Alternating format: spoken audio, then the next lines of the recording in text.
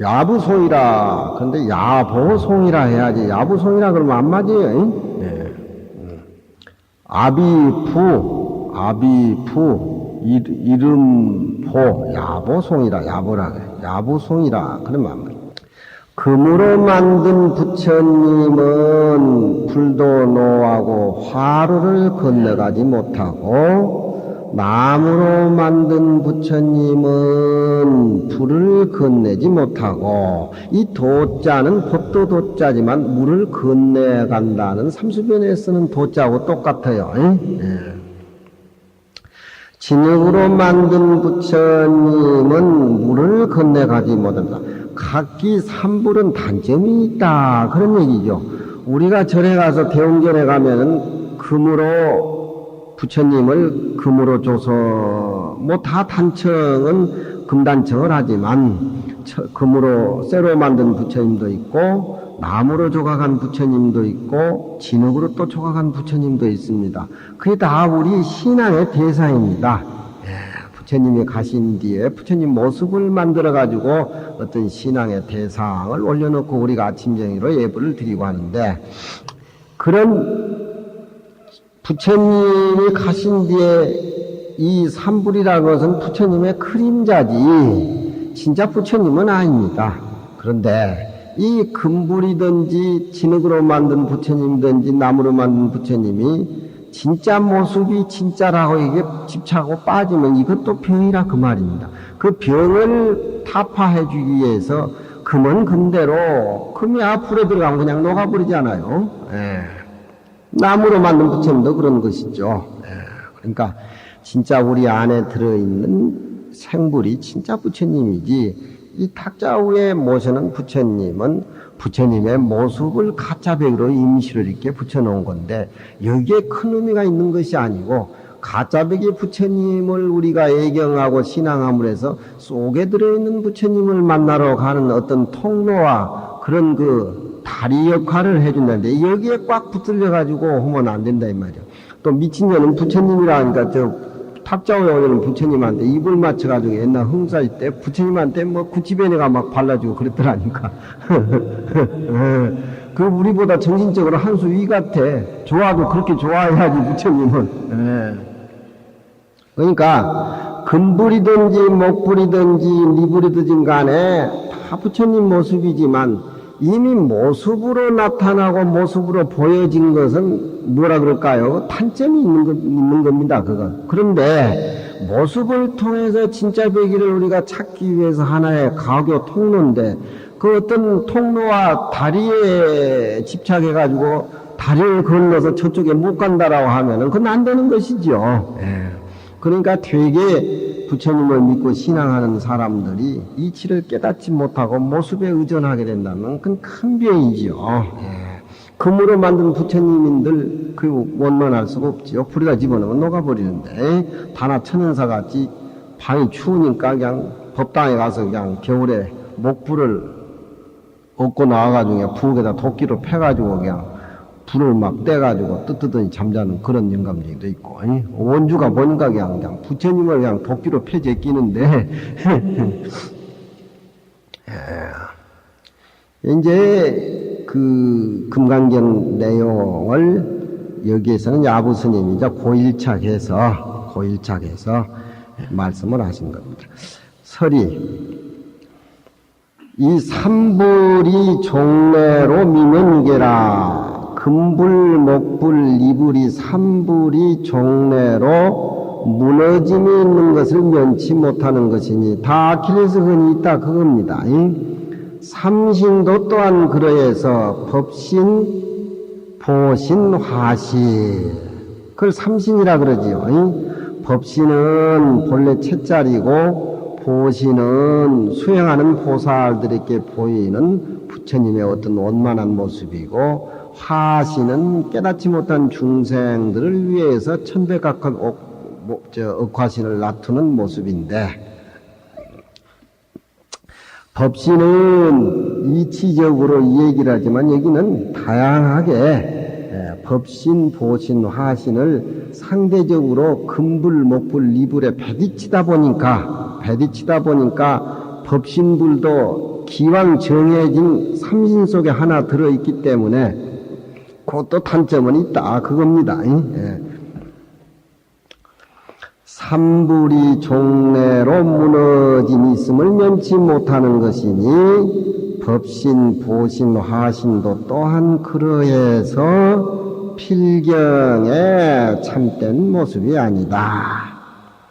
삼불로서 배워 삼신하면은 금불과 목불과 미불이 삼불로서 법신, 보신, 화신 삼신의 배대를 칠 것 같으면은 의지가 어떻겠는가? 그 뜻이 어떻겠는가? 법신이라고 하는 것은 모습이 없는 자체를 얘기하는 그런 그 청정법신이기 때문에 이건 너무너무 견고해서 움직이지 아니하고 그러니까 금불에 비유할 수가 있고 보신이라고 하는 것은 원만 보신이라고 하는 것은 법신의 자리에는 어둡고 상명이란 건 위에 법신의 자리에는 어둡고 법신의 자리에 목간 아래에 음이라고 하는 것은 서로 적응이 된다. 서로 마주친다. 그런 얘기입니다.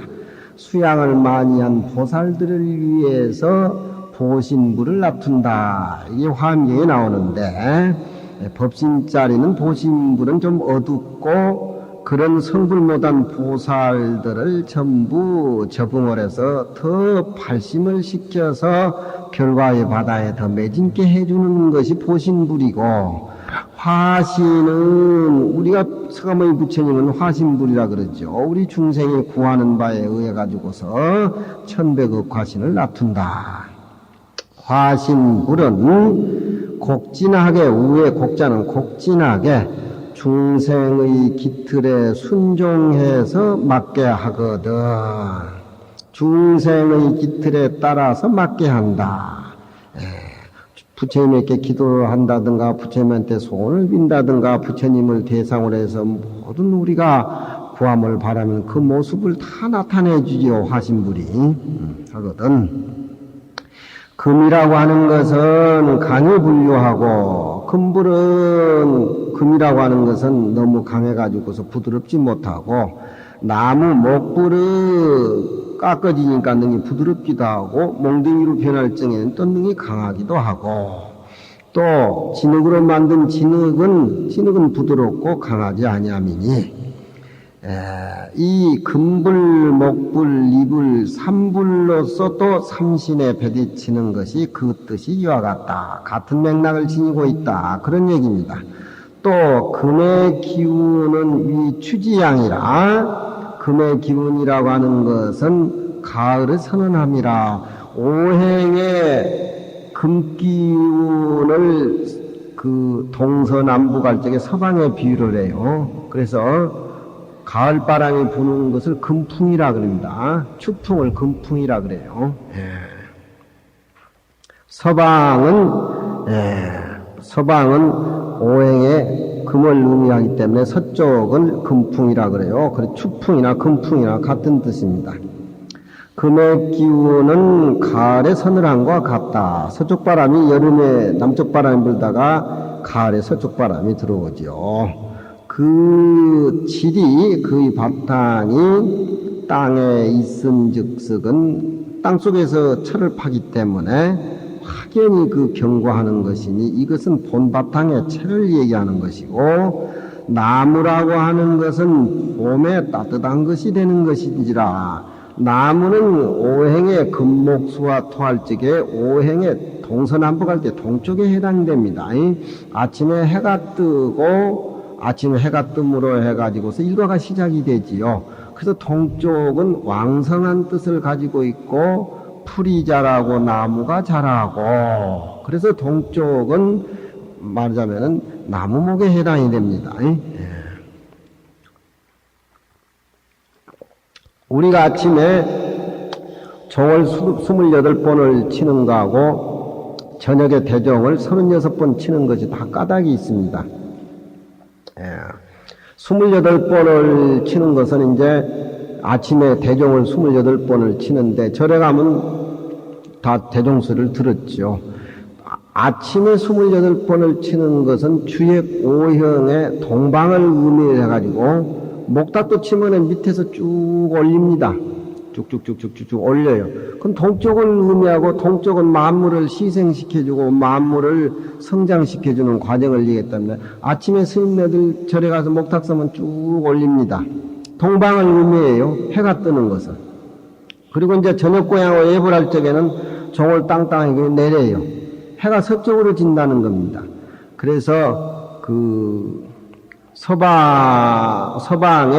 주역 5행이 나오는데 서방에 36번 그 숫자가 나오는데 하도에서 지고 온 거북이 덩어리에 그 효가 36개가 나오는데 그걸 의미를 해가지고 36번을 쳐요. 종을 치면 뭐 33천을 의미해서 뭐 36번을 치고 뭐 28번인데 그거 안 맞는 소리죠. 환경 품목이면 그게 다 나와요. 그러니까 나무의 기운이라는 것은 어려운 얘기지만 이건 뭐 오행이니 주의 얘기를 다 할 수는 없고 못불 얘기가 나와서 하는 소리입니다.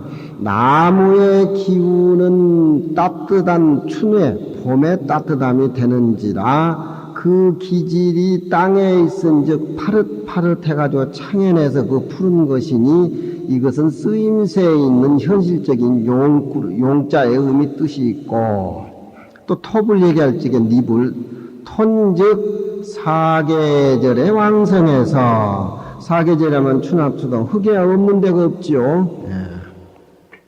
그래서 직지사 같은 데는 황악산 직지사 하지요. 우리나라의 직지사가 허리가 되니까 그래서 황악산이라는 것은 누르랑자 맷불의 학자를 쓴다 이 말이야. 그러니까 직지사는 앞으로 교육의 중심지가 불교 교육의 중심지가 될 거예요 아마. 그래서 지금도 노건 스님이 풀사람 많이 하시고 강당도 많이 짓고 그런 맥락을 지니고 있습니다. 그래 내가 직지사는 중앙에 토라고 내가 말씀을 드렸더만 좋아라 그러시더라고요. 흑인즉석은 사계절에 왕성해서 금이나 나무 등이 의지한 바가 되는 것이니 이것은 중간구가 되는 것이다. 중간구라고 하는 것은 모습이 그렇다. 그런 얘기입니다. 또 금으로 만든 부처님은 한 번 돼가지고 문득 이루는 것인 이것은 중간구가 되고 나무로 만든 부처님은 강강이 성인이 나무로 만들 때 부처님 만들 때 자꾸 깎아내지요. 깎아내서 이룬 것이니 이것은 모든 금강경에서 얘기하는 모습을 없애버리는 묵구에 해당이 되고 진흙으로 만든 부처님은 진흙을 이겨가지고 자꾸 보태가지고 부처님을 만드니까 더하고 더해서 부처님 모습을 성취한 것이니 이것은 현실적으로 육구에 해당이 된다. 그런 얘기입니다. 나무는 깎으니까 묵구에 해당이 되고 진흙은 만들어서 자꾸 형체를 만들어서 부처님의 모습을 만드니까 육구에 해당이 되고 그러니 금부처님은 가있어 화로를 건네지 못하니 화로를 지나갈 것 같으면 노가 없어질 것이고 꼼짝 못한다 이 말이죠. 나무로 만든 부처님은 또 불을 건네지 못하니 불을 건네다 보면 목불이 타버린다 이 말이죠. 진흙으로 만든 부처님은 가있어 물을 건네지 못하니 물을 건네가다 보면은 난이란 말은 이글이글 풀어져 버린다. 그런 얘기입니다. 금으로 만든 부처님한테도 의존할 수가 없고 나무로 깎아놔둔 부처님한테 의존할 수가 없고 토불로 만드는 부처님한테도 의존할 수가 없다. 그러면은 모습을 찾아서 모습을 끊어진 세계의 참된 부처님을 내가 찾아야 된다 이 말이요.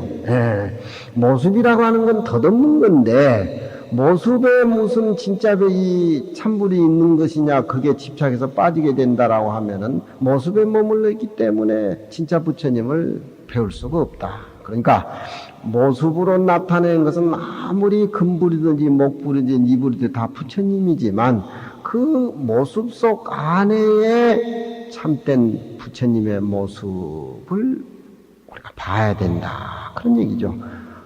참된 부처님 모습이 끊어진 자에서 보게 되면은 금부처님도 나무로 만든 부처님도 진흙으로 만든 부처님도 그때야사 비로소 제 모습으로 드러낸다. 그런 얘기입니다. 우리가 봄이 오면은 봄의 색깔이 없지 않습니까? 그렇지만 봄이 오면은 새가 울고 꽃이 핍니다. 봄하고 새하고 꽃하고는 아무 관계가 없지만 새가 울고 꽃이 피면 봄이 온 걸 압니다. 그 봄의 모습은 찾아볼 수가 없고 얘기할 수가 없지요. 우리 부처님도 모습이 다 끊어지고 우리 부처님도 모습으로 찾아볼 수가 없지만 모습을 떠나서 모습이 끊어진 참된 내 마음의 세계를 깨달아 알았을 적에 모습으로 나타나는 그림자가 비로소 제 모습으로 드러나는 겁니다. 금강경의 사심사리가 바로 그거예요.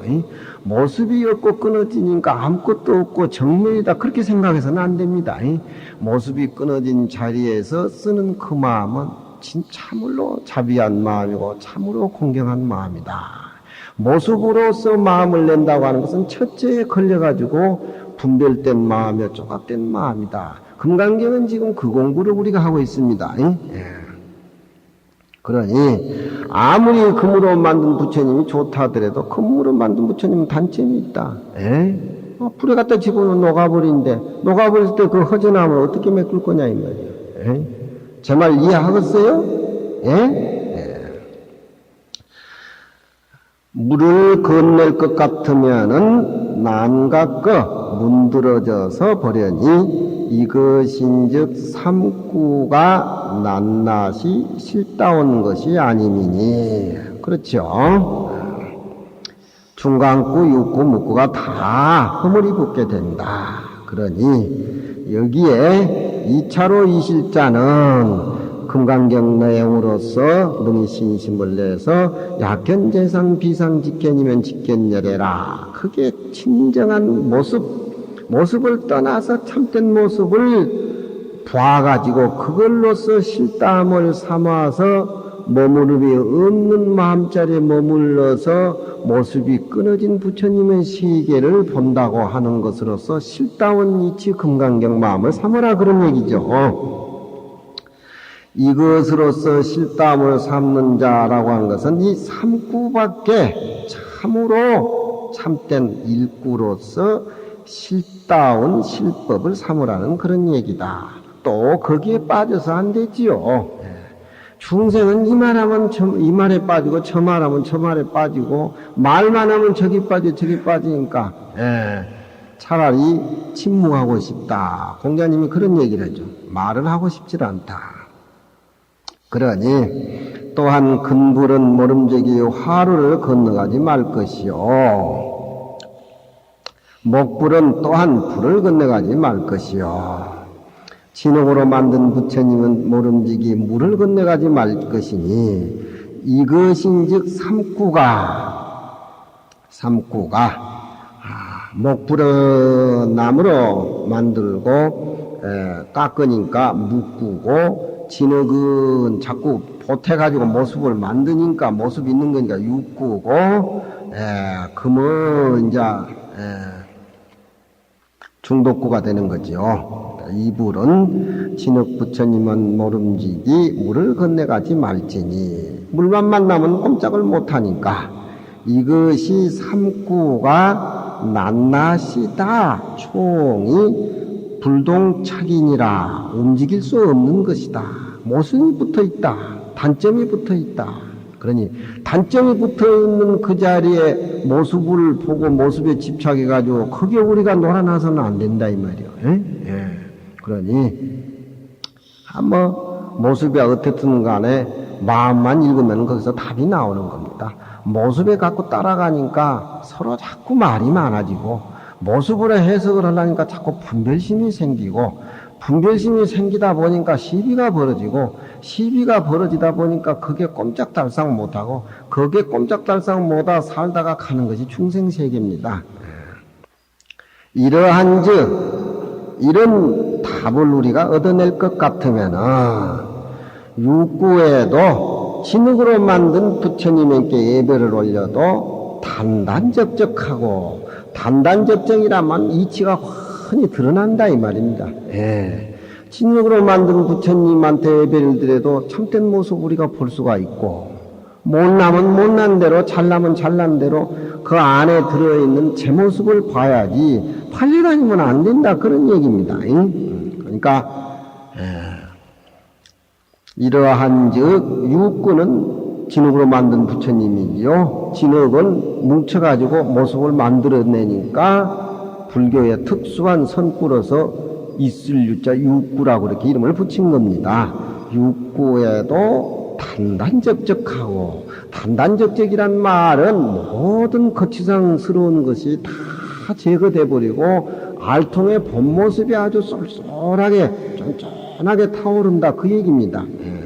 우리가 누구한테 뭐 돈 좀 먹고 뭐하면 호주머니 채우면 춤이 입에서 나오고 좋고 뭐 아들내미 못 사주고 뭐 쇼핑 뭐 가고 뭐하면 재미가 안 납니까? 근데 이 공부는 그녀인보다 참 맑고 깨끗하고 강하고 넓고, 그런데 중생은 고맛밖에 모른다 이 말이에요. 모습에 걸려 있으니까. 묵구야 단단적적하고, 새로운 절에 온 보살들한테 부처님 모습이 목불은 저런 것이다, 금불은 저런 단점이 있다, 이렇게 얘기하고 절도 못하게 하면 또 그 사람들은 또 병이 걸려요. 절에 가니까 부처님한테 절도 하면.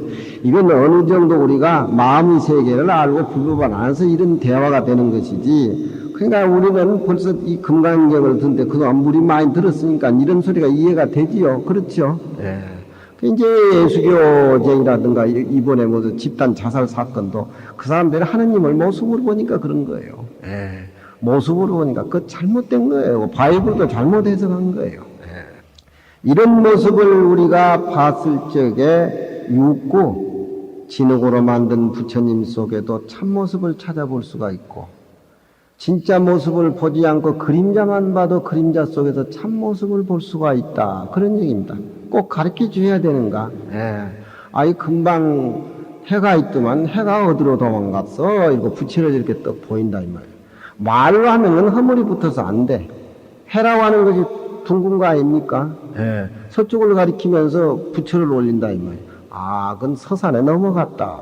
이게 아름다운 풍류가 없는 곳에 풍류가 일어나는 우리 마음의 세계에 그런 어떤 그런 아주 풍류 넘치는 그런 법이요. 그러니까 우리 선의 세계에서는 굳이 말한다라고 하는 것은 그건 냄새나고 추한 겁니다. 자식이 말을 안 들으니까 어머니가, 부모가 말이 많지, 자식이 공부 잘하고 말을 하는데 잔소리 하는 것은 부모가 잘못된 거죠. 그렇죠? 묵구야에도, 묵구는 자꾸 나무는 깎아가지고 부처님을 만드니까 깎아 없앤다 그러니까 묵구에 그렇게 배들을 친 겁니다. 묵구에도 단단적적하고, 그렇죠? 2차 이시란 말이 이걸로서 실다운 법을 삼아서 수행하란 말이 바로 하모 스님이라든가 야부 스님이 고일착을 해서 이렇게 풀이를 해준 겁니다. 우리는 이해가 잘 안 되니까. 중간구에도, 중간에서 머물러도 안 돼요. 사람이 중간에 머물렀는데 중간에도 거기에도 함정이 있는 겁니다. 중간에도 함정이 있는 거예요. 중간은 엄연한 중간이니까 유와 무서의 중도에 쳐야 된다. 중도에도 함정은 있는 거예요. 중도에도 모습은 모습이고 상은 상이니까 없는 거하고 있는 거하고 중간에. 중도마저도 초월해가지고 삼고 밖에 참된 실다운 이치로서의 우리가 살아갈 수 있는 것을 지금 얘기를 하는 겁니다. 단단적적이니, 중간구에도 단단적적한 것이니, 이 소광경 선생 같은 분은 그 참 유명한 주역이 돼가지만 자기 자신이 평생에 거지 생활하다 죽었어요. 그렇지만 월도천심저 풍래수면시라는 이 시를 덮을 시가 없어요. 지금도. 달이 월도천심저 풍래수면시, 이 시를 덮을 시가 없어요. 묵구에도 또한 단단적적하고 중간구에도 단단적적한 것이니 이건 알아차려야 됩니다. 모습이라든 본래 바탕이라든가 상 모습으로 드러난 거라든가 또 체용할 때 쓰임 등도 또한 그러함이니라. 체에 빠져서도 안 되고 현실적인 용적인 생활 속 모습에 너무 집착해서 안 된다. 또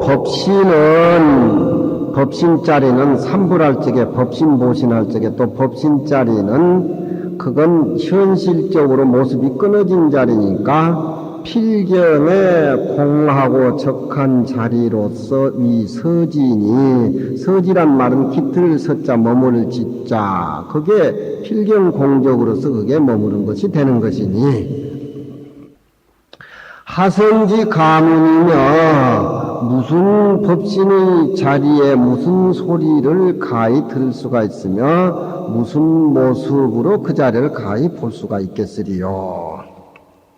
그와 마찬가지로 금으로 만든 부처님, 나무로 만든 부처님, 진흙으로 만든 그 비금목 등의 능이 그 자리는 모양해서 만들 바가 아니라, 그러니까 법신자리는 원래 필경공정하기 때문에 그 자리는 소리도 들을 수도 없고 모습을 나타낼 수도 없으니까 금으로 만든다든가 나무로 만든다든가 진흙으로 만들 대상이 아니다, 그런 얘기죠. 통도사는 불찰대본사니까 통도사 불찰대보니까 그 부처님을 안 모셨잖아요. 오직 보신과 화신은 우리는 보신은 볼 수가 없어요. 우리 중생에게는 장교가 되는 보살, 십지보살 지위에 올라간 수행이 된 사람 보살에게만 보신불이 나툰다 그러고, 우리가 보는 부처님은 지금 모습으로 나타난 천백억하신 화신불입니다. 어쨌든지 간에 수양이 많이 되어 있는 보살이 보신불을 칭견해가지고 발심하는 것이나, 우리가 기도를 통해서 정진해가지고서 부처님 모습을 보는 화신이라든가 그런 모습으로 나타내는 것들이기 때문에 묘한 모습이 단음해서 사람으로 하여금 즐거이 보게 하고 볼 수가 있게 하고, 또 음성은 부처님 석가모니 부처님 목소리는 가능빈가 소리라고 하니까 부처님 모습은 사람만 듣는 것이 아니라 일체 중생 지옥하기 축생도 부처님 목소리는 다 들어요. 요즘 어디 미국 같은 데 가서 연설하고 오면 귀에 꽂으면 우리나라 사람 말로 들고 중국 사람 중국말 써주고 다 들은다, 그런가? 부처님 3000년 전에 부처님 그냥 육성을 해도 그냥 그것이 영어로 일어로 불란서로 파리어로 그냥 다 그렇게 나가. 음선이 천하에서 영인으로 그렇게 내십 안 끼어도 영인으로 낭문이요. 포신과 화신불의 목소리는 사람을 하여금 아주 듣기를 좋아하게 함이라가, 급기 심혈에 우리가 부처님이 돌아가신 그 심혈함에 미쳐서는 너무 아쉬우니까 인지상저되 그 부처님 모습을 사람이 모습으로 하되 사람이 그걸 모습으로 뻔따가지고 혹 금으로서 만들고 또 혹 나무로서 조각을 하고 혹 또 진흙으로서 소라고 하는 것은 만든다 이 말이죠.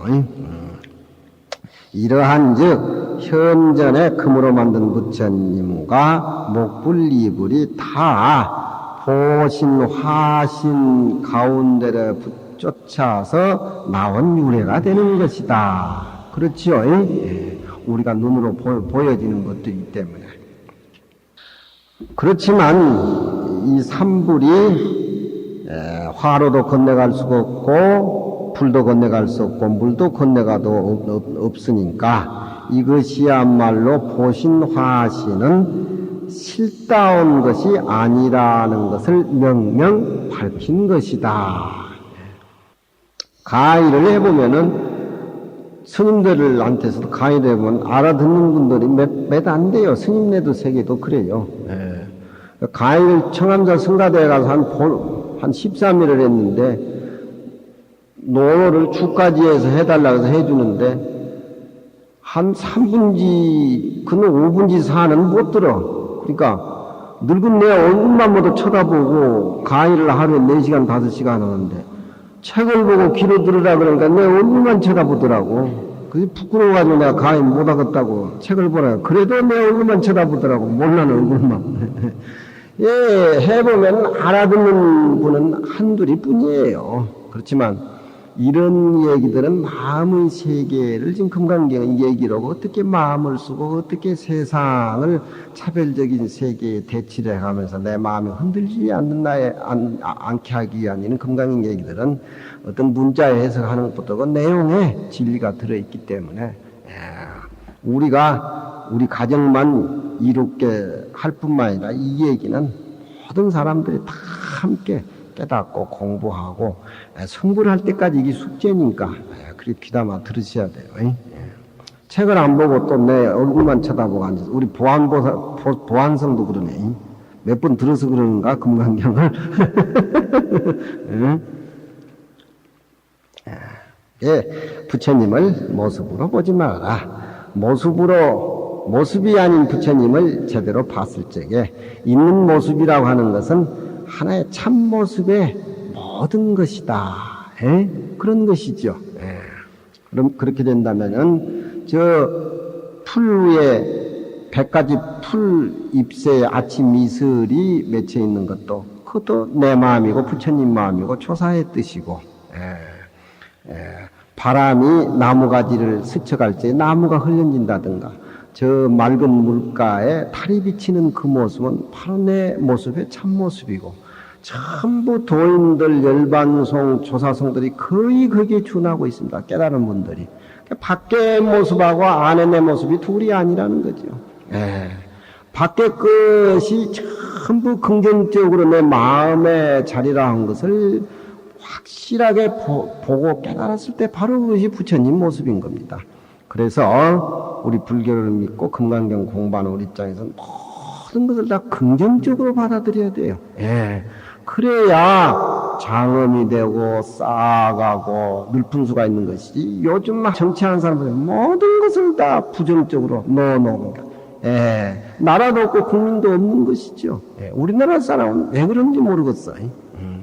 일본 사람들의 그 어떤 정신 분야를 지금 따라가지도 못하면서 나쁜 쪽만 일본 건 나쁜 쪽만 얘기를 하고 좋은 쪽은 얘기를 하나하나 하더라고. 왜 그런 거 모르겠어.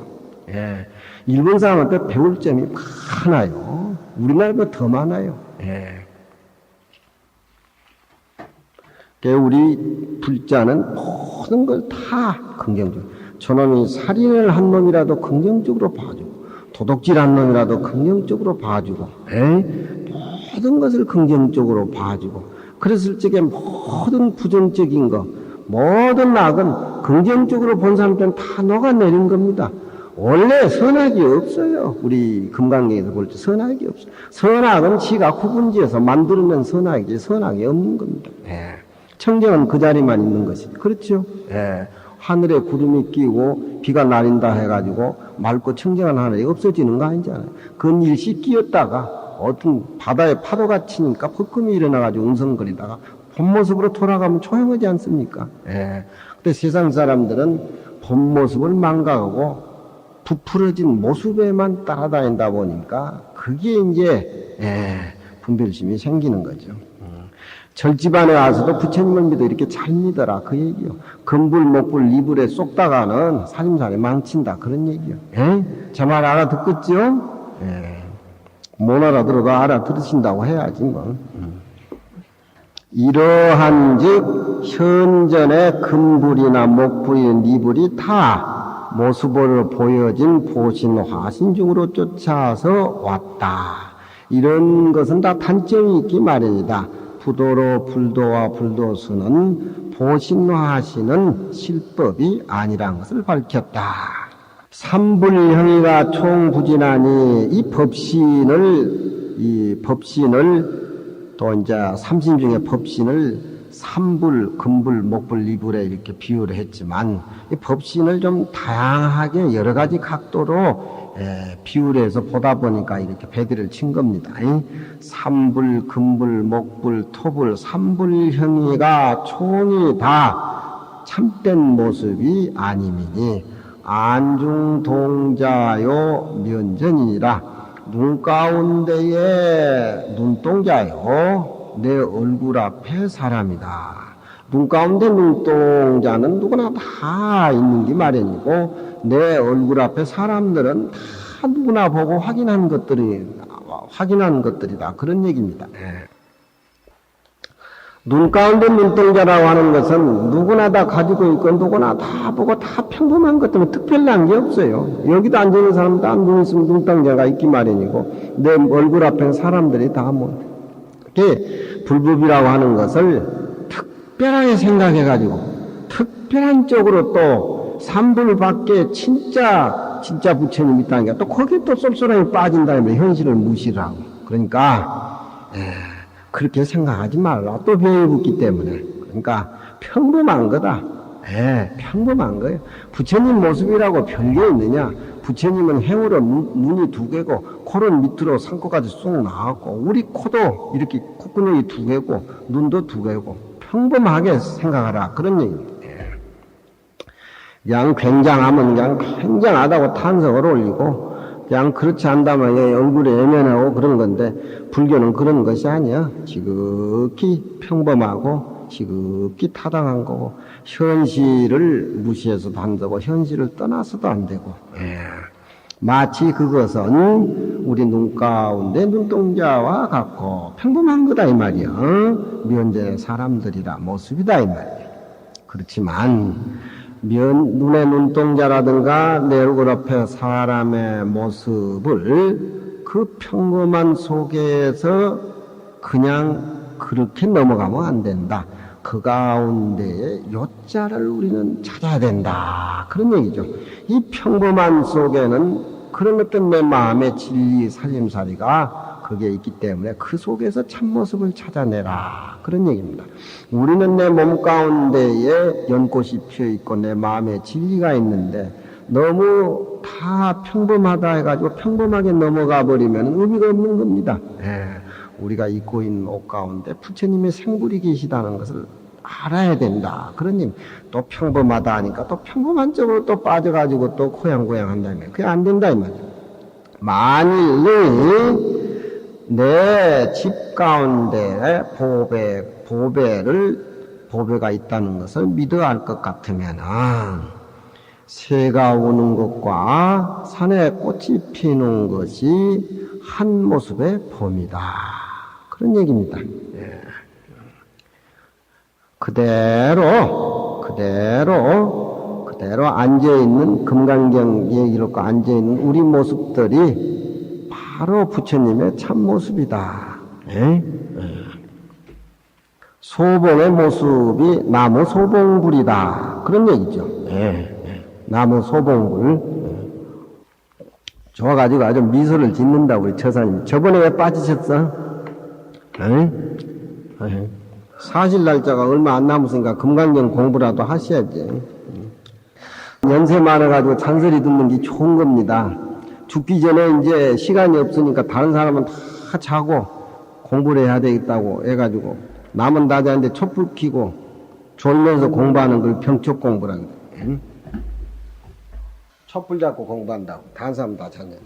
옛날 선비들이 저기 마지막 회양 공부라고 해가지고 장가 가서 자식 새끼 낳을라, 부모 섬길라, 모실라, 뭐할라. 여건이 좋은 사람들은 다, 다른 사람들이 다 해주니까, 소시 때 다 공부를 하고 그러지만, 집안 형편이 그러지 못한 사람은 이제 선비 집안에 나가가지고 부모 모실라, 마누라, 장가 가지고 애들 키울라, 뭐할라, 농사 질라. 그래가지고 50대까지 공부를 못한다, 이만. 그래도 이제 집안이 선비 집안이 아니까 듣는 소리 있고, 이제 애들 장가 보내고 그냥 다 키워놓고. 그게 이제 공부 시작한 게 이제 마지막 마무리는 병촉 공부라. 괜히 그저 연세 많으면 그저 정치 얘기나 하고 그저 신문 보고 그냥 몰아날 게 아니라 금강경 공부를 해요. 그게 병촉 공부라. 병촉. 다른 사람 다 자는 틈 봐서. 그 병촉 공부가 아주 쏠쏠해요. 그러니 새가 울고 산에 꽃이 피는 것이 한 모습의 봄이다. 봄의 모습이 있습니까? 없지요? 모습이 끊어진 자리가 바로 모든 눈앞에 보이는 것들이 모습이 끊어진 자리에 향을 피우고 신 것이 웃는다. 그걸 알아야 된다 이 말이죠. 설이 삼시는 지시 나인형이라. 삼시는 다모디 나인의 그림자라. 이 나인이란 말은 가시대명사로서의 뜻글에 있어가지고서 진짜백이 무엇을 가리키는 소리입니다. 진짜백이 무엇을 가리키면은 또 그 모습에 중생들이 집착에 또 빠질까 저해서 그냥 나인이라고 그래 가져온 겁니다.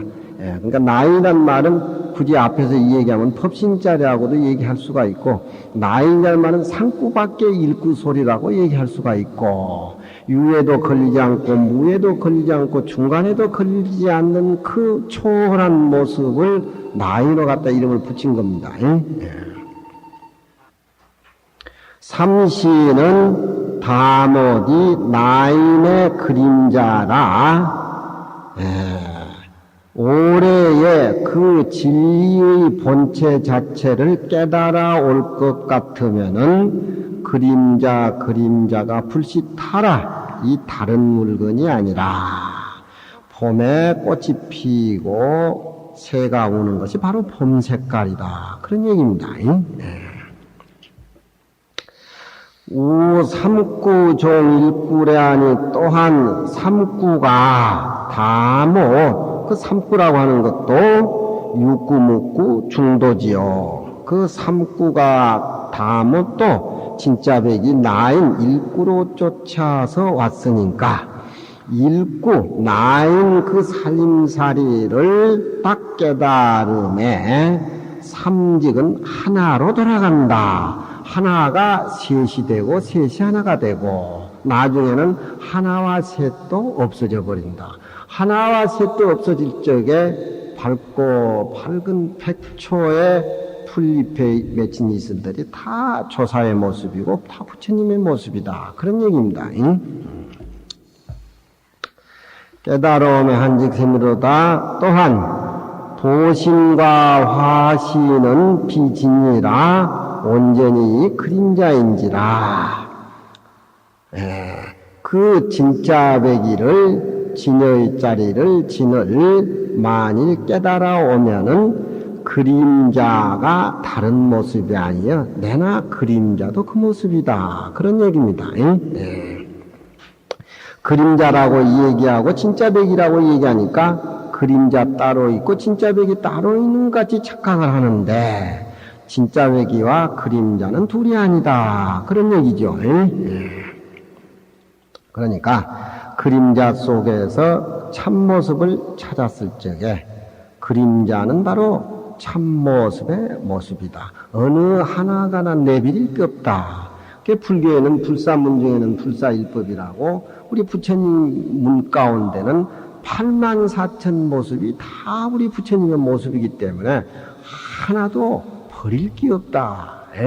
내버리고 취할 것이 없다.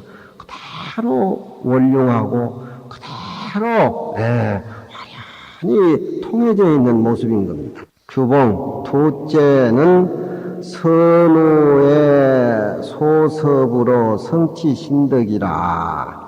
선우의 소섭으로 그 무주의 인으로서 무상의 부처님 세계에 나아가는데 발심을 해가지고서 그렇게 육바름해서 실천할 것 같으면은 옆에 있는 부처님이나 보살들이 가만 놔두질 않고 이끌어준다. 그런 얘기입니다. 우리가 이치를 배워서 하나씩 깨닫고 또 모르는 걸 묻고 해 나가는 것은 물론 그것이 경전 속에 나타나는 것들이지만 우리가 이렇게 같이 공부하고 토론하는 것들은 전부 우리 착한 선우에 해당되는 겁니다. 선우에 포섭된 바로서 믿는 공덕을 성취하는지라.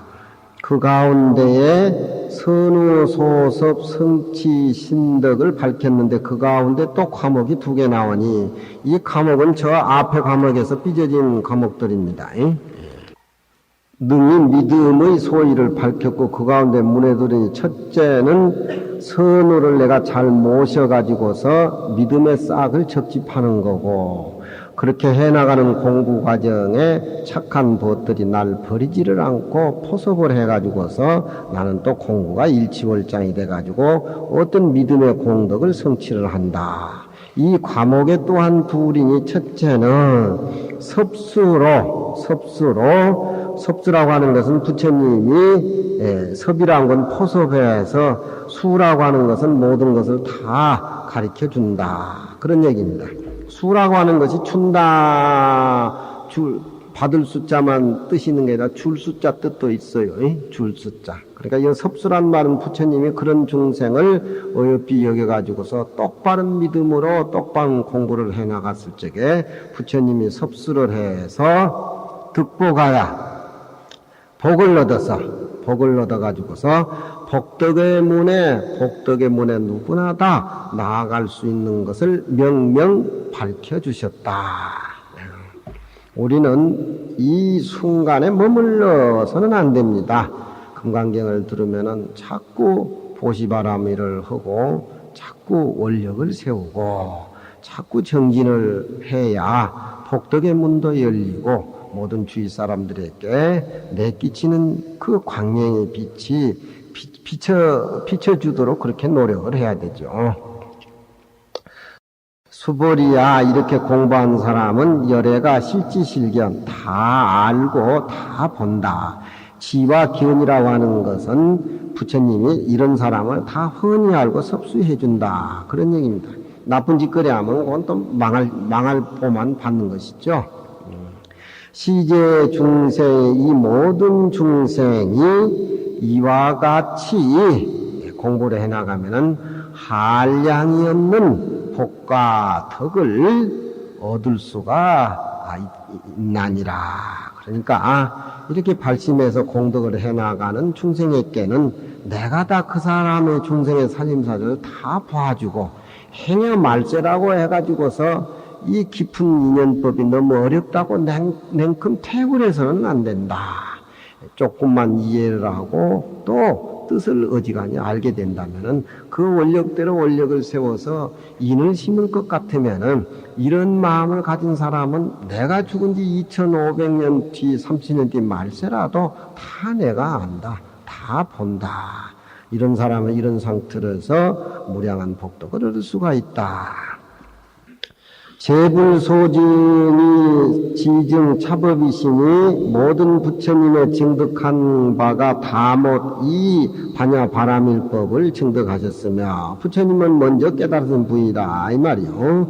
또 이 사람에 믿는 것도 이 사람이라는 것은 부처님 열반한 뒤 후 500세 우리에게 해당하는 사람이죠. 우리가 금강경을 보고 이해하는 우리에게 해당되는 소리죠.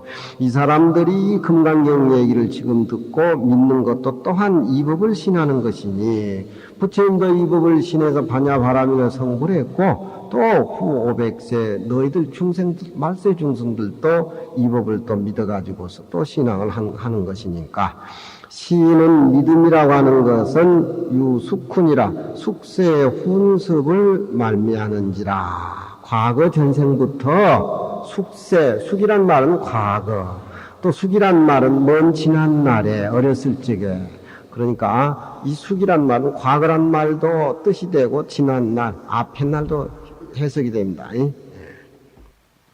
경어심 시에 보면은 신숙 신향락이란 말이 나오는데 지금 이제 전통 고문의 서간문을 안 읽어본 사람은 이제 스님들 중에서 저걸 이제 해석을 이상하게 한단 말이에요. 경어 스님이 새로 진 한각에서 이틀 전에 잠을 자시고 출발하면서 시전한 게 있는데 그 글을 경어집을 번역하면서 스님들이 그래 번역을 지어서 숙세의 신군으로 향각을 신축을 했으니 그래 번역을 한다 이 말이에요. 그건 잘못돼서 한참 잘못된 소리다. 예. 새로 지은 향각에서 이틀밤 자고 떠나면서 시를 진다. 신숙이 이틀밤 자는 걸 신숙이라 그래. 그러니까 스님도 옛날에 이제 서감론 같은 걸 글을 못 읽고 하니까 신숙이라고 하니까 이건 숙세의 신근이다. 숙자를 숙세란 말로 풀이라고 믿을 실자는 신근이라. 숙세의 신근으로 향각을 신축을 하니 그래 번역을 했더라고. 진짜 몰라서 그렇지만 지금 못 보면 안 되는 것들이라. 그쵸, 여기에 나오는 이 숙자는 숙세의 그런 뜻이에요. 옛날에, 지난날에 숙세의 신근을 숙세의 훈습을 말미암아. 이 훈자는 연기를 쪼이면은 시커매지지 않아요. 예.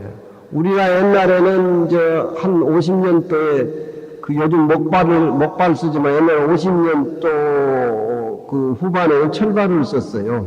철발을 쓰면 잣나무 잣을 다 까가지고 그 껍질로 이렇게 불을 태워가지고 그 하얀 철발을 쬐면 시커매져요. 그래가지고 자꾸 기름으로 닦고 그래가지고 그 철발을 그렇게 썼어요. 요즘 좀 목발이지만.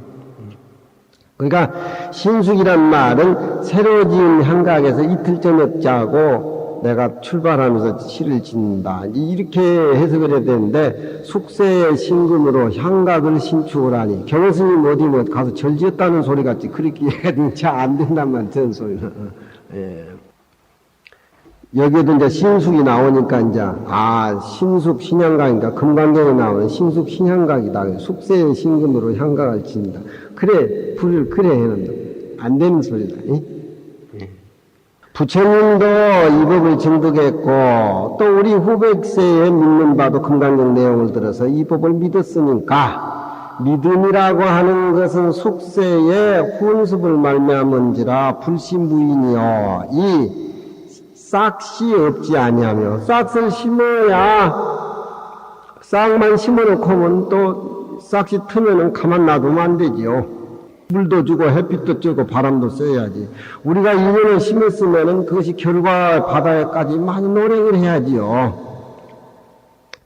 신은 믿으면 반드시 증득함이 있는지라 마땅히 양족을 이룰 것이다. 부처님은 그 복과 지혜가 두 개가 부족했다 그래가지고 양족전이라 그러지요. 그러니까 부처님도 이 법을 믿어서 성취를 했고 우리 호백세 우리도 이 금강경 내용을 통해서 발심을 해가지고 싹스를 심어가지고 모습이 없는 불가에 나가게 된다면 부처님같이 복과 지혜를 가진 양족전이 될 수가 있다 이 말이죠.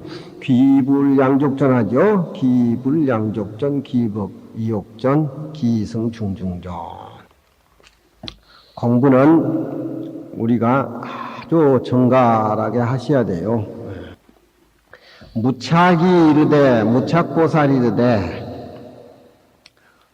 일체 행주 소작 중에 일체 행하고 머무르고 지은 바 가운데에 일체 행주 소작 중이란 말은 우리가 금강경을 발심을 해가지고 공부해 나가는 가운데에 행주 소작 중에 그런 얘기입니다. 지기심이시니 그 중생의 마음을 부처님이 지지 다 아심이니 그 토를 그렇게 붙이세요. 심이시니 심은 사원야라. 심은 사원야라. 부처님이 중생이 공부하고 발심하는 데에 부처님이 다 아시고 다 본다. 그런 얘기는 중생이 발심해서 공부하는데 중생의 마음을 부처님이 다 보시고 아신다. 그런 얘기입니다. 왜 알고 본다라고 이렇게 말씀했느냐. 세상 사람들이 알면 보지 못하고 보면 알지 못한다는 이런 어떤 결함적인 생각을 하고 있기 때문에 알지자 볼견자를 그렇게 가져온 겁니다. 그러니까 금강경을 공부하는 데에 일체 중생이 마음 가운데에 행하는 것을 다 그 마음을 부처님이 아심이니 심은 여기에서 심은 사원이라. 사원은 수상행식이지요. 우리가 우리 중생 몸을 얘기할 적에 색, 수, 상, 행시 그렇게 얘기합니다. 색은 물질적인 거고 수상행식은 정신적인 겁니다. 그러니까 우리 중생 몸을 색수상행식이라고 그럽니다.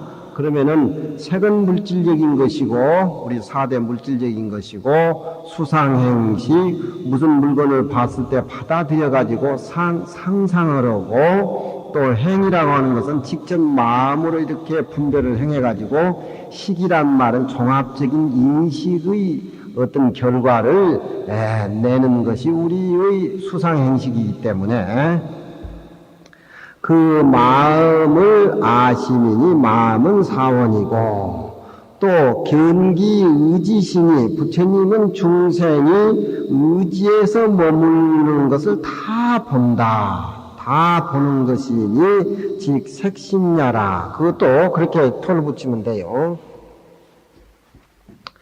중생이 머물러서 의지한 것을 부처님은 다 보시는 것이니 즉 색신야라. 옛날에 쌍계사에 선비가 하나 왔는데 글자는 선비가 왔는데 쌍계사 주련 대용전 글씨에 불신보변 시방조이라 부처님은 널리 시방세계에 꽉 차있다. 그 주련 글씨가 그렇게 나와 있어요. 불신보변 시방중이라니까 담배를 피우다가 이 선비가 부처님 몸이 시방세계에 꽉 차있다니까 담배 재떨이 떨어뜨릴 데가 없는 거예요. 재떨이 떨어뜨리면 공간이 있어야 되는데 그러니까 이 선비가 당황한 거예요. 부처님 몸은 어디 없는 데가 없다. 그 화엄경에 보면은 십신 중에 부처님 10가지 몸 중에서 하나의 몸이 국토신인데 우리나라 세계 이 공간에는 전부 부처님의 모습으로 화엄경에서는 보고 있어요. 이 선비가 당황한 거예요. 담배를 피웠는데 쟤는 떨어뜨려야 되는데 왜라 부처님 손에다가 재떨이 할 것가 없다고 법당에 들어가가지고 부처님 감중연하고 있는 부처님 손에다가 그저 담배 돌아 툭툭 뜬 거예요. 그걸 쌍계사 고산신 보고 시급시켰어. 그건 놔두고 좀 물어보면 좋겠는데 그렇게 그냥 쥐고 노자에 그냥 막 그래가지고 도망을 갔어. 그 선비가. 그래서 도망가면서 안 쓰니까 불신보변 시방주의라 부처님 몸이 시방에 꽉 찼는데 어디다가 이 잿더리를 떨어뜨릴 거냐. 부처님 머리 위에다 잿더리를 떨어뜨릴 거냐. 어디 콧잔대 위에다 떨어뜨릴 거냐. 천상 손밖에 없다고. 그 내가 봤더라면 그 차도 대접하고 좀 쏠쏠히 좀 얘기를 하고 보통 사람이 아니야. 그 사람. 그 제대로 아는 사람을 놓친 거야. 예. 그 참 굉장한 사람이야, 그러니. 예. 부처님 몸이 시방에 꽉 찼는데 잿더리를 저 소금 거서 어디다 떨어뜨리겠어요? 예? 예? 귀신 담배는 피웠으니까 잿더리는 떨어뜨려야 되겠는데, 예? 담배 자체도 부처님이요. 담배 자체가 방광이지, 뭐. 그 말이 재밌어. 고로 차 등이, 참 아는 사람에게는 다 그게 풍류로 다 나오는데, 모르면 그냥 뭐 모독을 했니, 뭐니 했니, 그냥 죽이니 살리니 그렇다 이 말이야. 예. 알고 하면 도둑질도 책객이야. 아, 도둑놈은 그럼 죽어야 되는가? 도둑놈도 먹고 살아야 될 거 아니야. 도둑의 세계도 다 법이 있는 겁니다. 고로 차등이 선우에 포섭된 바를 현시했다라고 말할 수가 있다. 무차계기가. 그 사람이 머무름이 없는 마음의 싹스로 모습이 없는 부처님의 세계를 파냐바람법으로 실천을 해서 간다라고 할 것 같으면은 보살과 부처님이 선우가 돼서 그 사람을 이끌어준다. 그런 얘기입니다. 그것이 바로 지하시고 견하신다. 알고 보신다. 그런 얘기입니다. 천친론에 이르되 만일 지자만 얘기를 하고 견자를 설하지하면은 혹 어떤 사람이 말하기를 열애가 비지로서 지며 비지라고 하는 것은 추측의 지혜로서 안다고 할 것 같다. 보지 않고 안다고 하니까 보는 것은 눈으로 확인하는 것이고 안다라고 하는 것은 추측해서 알 수도 있다. 그러니까 부정확하다 그런 얘기입니다. 이 비지라고 하는 것은 산넘에 연기가 안 하면 저 산넘에는 불이 났구나 우리가 알 수가 있죠. 그렇죠? 예. 땀 너머에 웬 죽순이 났다. 담을 이렇게 쳐놨는데 방에 앉아있는데 땀장 밖에 죽순이 지나간다. 이러면 죽순이 어떻게 갈 수가 있습니까? 소가 지나가니까 소뿔이 죽순 같잖아요. 예, 그렇지 않습니까? 죽순이 지나가면 소가 지나가는구나. 그렇게 알아야 돼요. 그게 비지인데 안다고 하면은 부처님은 비지로 가시고 추측의 지혜로 가시고 아시는가. 요것만 생각한다 이 말인 게 본견자를 같이 겸해서 썼다. 그런 얘기입니다. 만일 알지자를 말하지 아니하면은 또한 어떤 사람이 말하기를 열애는 눈으로서 육안으로서 보기만 하고 마음으로 안다는 쪽은 또 빠진 것이 아닌가. 육안으로만 보시지 마음으로 진짜 중생의 마음을 알아주실까 이런 또 소지가 생긴다. 그래서 지자하고 견자를 그렇게 쓰고 다 이런 중생을 다 아시고 또한 이런 중생을 다 보신다. 그런 얘기입니다. 고로 그런 까닭으로 지와 견자 이열을 수라고 하는 것은 수구했다. 구해서 그렇게 말을 했다. 그런 얘기입니다. 득복자는 복덕을 얻는다고 하는 것은 복덕을 얻는다라고 하는 것은 보리유지 위역에 이르되 이와 같은 복과 덕을 생산해내고 무주의 인으로서 무상에 불과해 보살들을 실천하는 우리가 이와 같은 복과 덕을 생산해내고 이와 같은 복과 덕을 취라고 하는 것은 취한다. 생이라고 하는 것은 발심을 해가지고 우리가 닦고 공부하는 것이 생이라고 할 것 같으면은 취라고 하는 것은 공부하는 가운데 복과 덕을 취득을 한다. 그런 얘기입니다. 그러니까 생자와 취자는 그 가운데에 얻을 득자가 포함됐다. 그러니까 여기에 이와 같이 무량복덕을 얻는다. 얻을 득자 속에는 생산해서 취한다. 그 두 자가 얻을 득자 안에 포함되어 있다. 그렇게 해석을 도와주고 있습니다. 위역에는 이와 같은 복과덕을 취한다 하고 또 무차이르되 생이라고 하는 것은 그러니까 그렇게 마음을 발심을 하고 낸다라는 말인데 생이라고 하는 것은 복이 정이 일어날 때요. 복 짓는 생활이죠. 반야바란 법을 믿고 또 공경 고향을 부처님한테 올리고 도반에게 선우한테 또 여러 숙덕한테 모두 다 제 앞에 그런 얘기가 나왔죠. 그러니까 생이라고 하는 뜻은 복이 정이 일어날 때요. 취라고 하는 것은 곧 저가 멸할 때에 저가 멸한다는 말은 우리가 취한다라고 하는 것은 우리가 공부를 해가지고 금생에 성불을 못한다 하더라도 그 인연은 내 생에 가져간다는 그런 얘기입니다. 멸이라는 것은 생이 이 생에서 끝난다는 거예요. 그렇지만 그 좋은 인연은 전생으로 다시 연결이 돼서 그러니까 불교를 알면은 공부를 안 할 수가 없어요. 할머니는 더 해야 돼. 앉아서 시어머니 노릇이나고 찬소리 날 것이 아니라 더 부족하다는 것을 절실히 느끼고 더 공부를 해야 돼.